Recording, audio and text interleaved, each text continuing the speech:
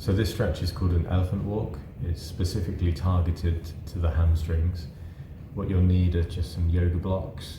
You'll need quite a few of them. I've got a stack here. If you don't have yoga blocks, what you can do is you can just use some books or some DVD cases. That's also another good option. We'll have the blocks in a stack like this, and you're just going to stand in front with your toes close to. Now you're going to take yourself into a piked position, but before you do that, you're going to bend your knees so that you rest your upper body on your thighs. And you want to imagine like you've got a piece of paper caught in the crease of your hips, and you're just not going to let it slip away. So I've got my piece of paper in my hips, my imaginary piece of paper. My hands are on my blocks, lightly and not really pressing in for the moment. My head is going to be relaxed, and I'm just going to try and hang my upper body off my hips. So just to really exaggerate and lengthen the hamstrings. So my hands are now on the blocks, my legs are bent, and I've got that imaginary piece of paper here. My head is relaxed, and I'm just going to alternate from one side to the other, straightening one leg after the other. So 1, 2, 3. 1, 2, 3. If you feel like this is getting a bit easy, you can just start taking the blocks away to challenge yourself in going closer to the floor with your hands. But you still want to make sure that you're holding that imaginary piece of paper. If you find that you do come away and you do lose a little bit of that hip crease, it's not a problem. We just got to try and make sure that we're achieving extension through the leg each time.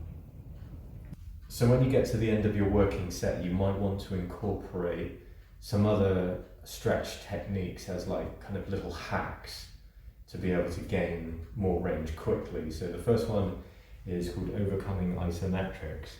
So what I'm doing is I'm in my position for the elephant walk.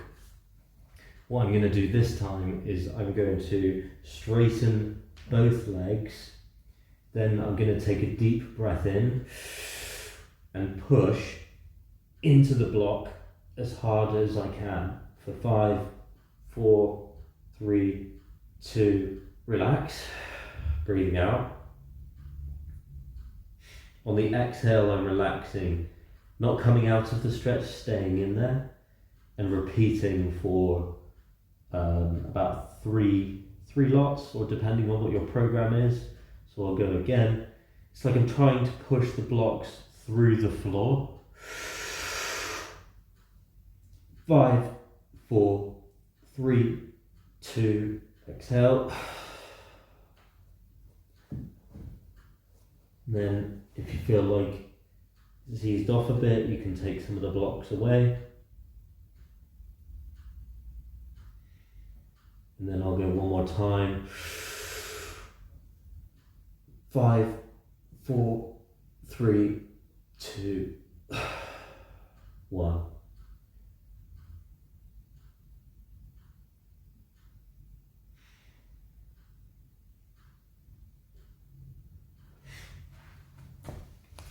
So with that technique, it's not just about pushing through your upper body. You also want to think about the compression and lengthening at your hips. So if we just sort of take that position, and so I'm seated now and I'm going to go into my pike, I can push through my upper body, but I can also lengthen and roll my hips and reach through my torso. So I'm drawing my belly button towards my legs and then pushing. Okay, and then the other technique you can use is a pulsing. So you take the blocks away and add in some pulses, about 20 of them, and just take them slow and controlled to finish the set.